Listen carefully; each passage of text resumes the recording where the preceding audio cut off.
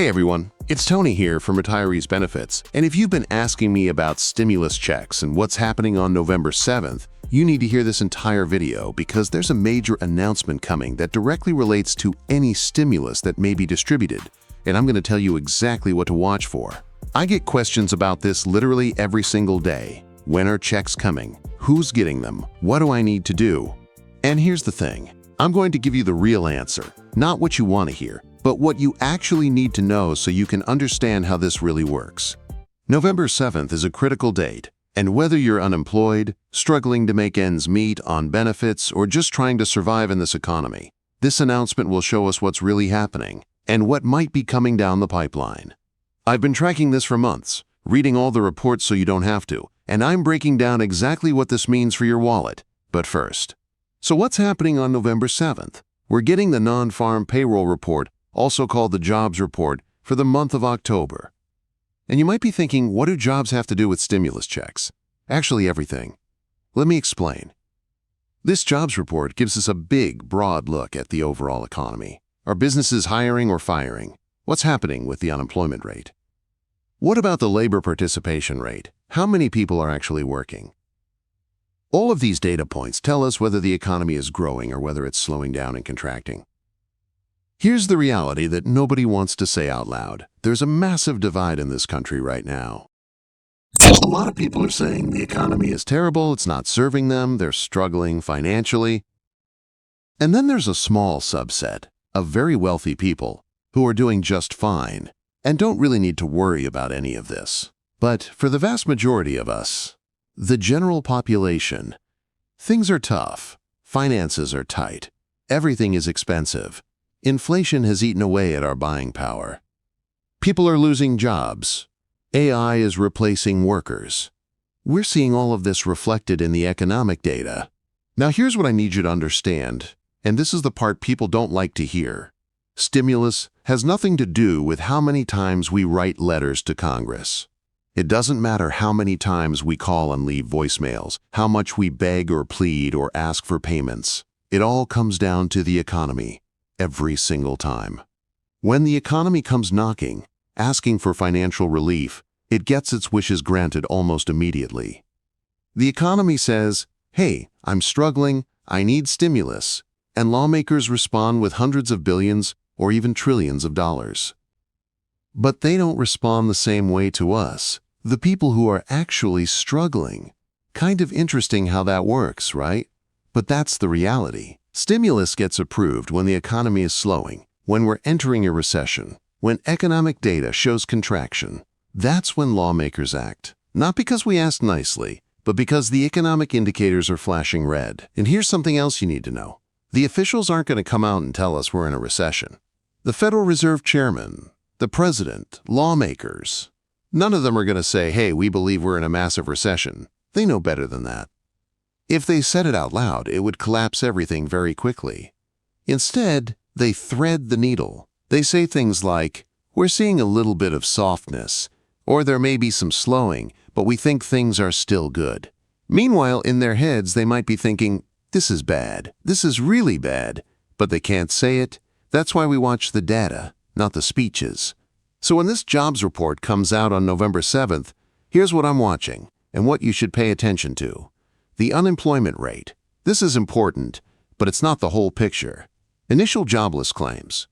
We get these every single week, and they tell us how many people are filing for unemployment.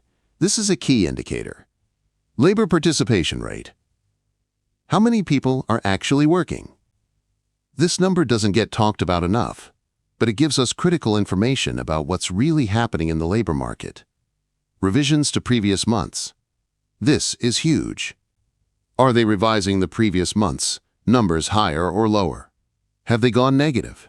When previous months get revised significantly lower or even go negative, it shows us that things have been weaker for longer than they told us. These revisions happen all the time, and they're a big clue that the data we're getting isn't as strong as the headlines suggest. All of this data together paints the real picture of where the economy is headed. And where the economy goes, stimulus decisions follow. Let me be clear about who needs to pay attention to this. If you're unemployed, These job numbers directly affect you. They determine how long benefits might be extended and whether additional relief programs get funded.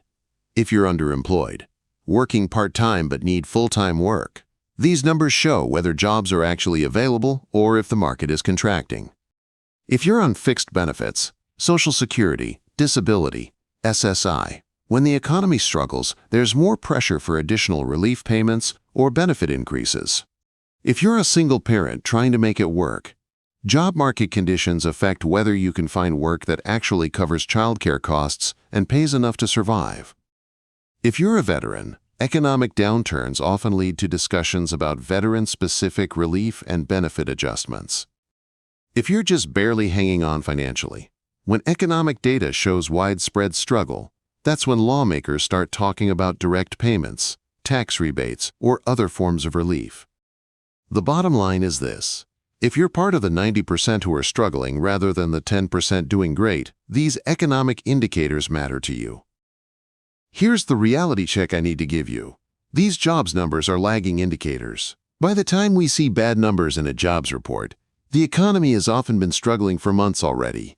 Officials wait until the data is undeniable before they act. They wait for multiple months of bad reports, rising unemployment, declining labor participation. They need to see the trend, not just one bad month.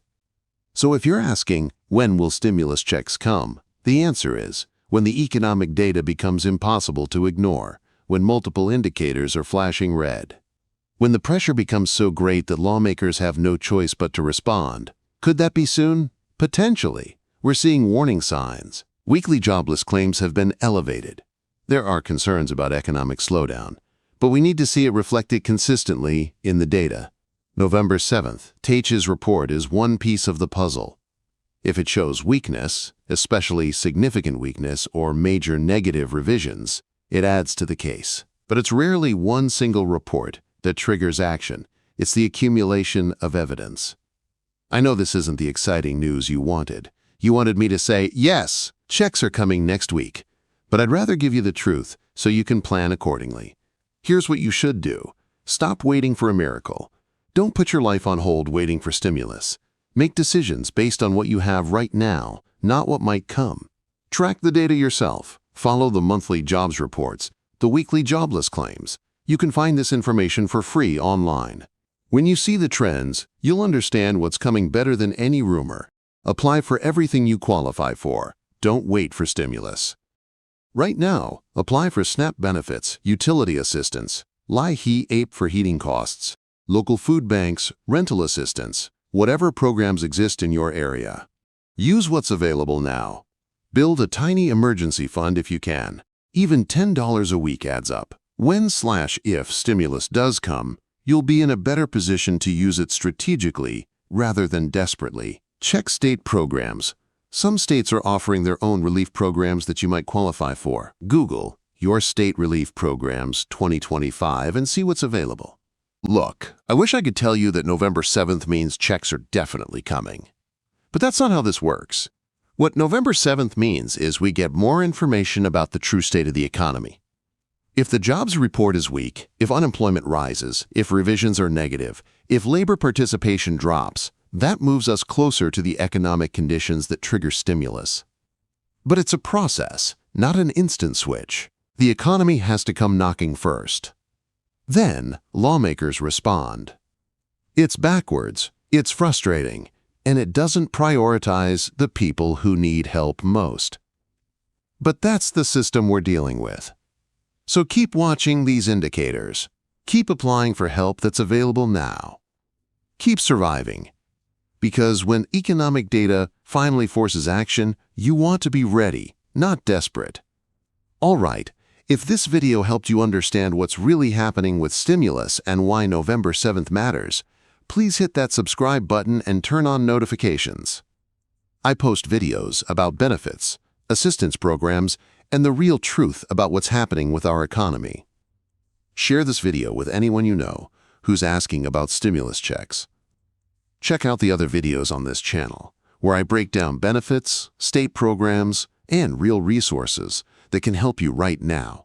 Not someday, but today. And remember, the system may not prioritize us, but we prioritize each other. This community is strong because we share real information, not false hope. We plan based on reality, and we survive together. I'll see you in the next video. Keep your head up. We've made it this far, and we'll keep making it through.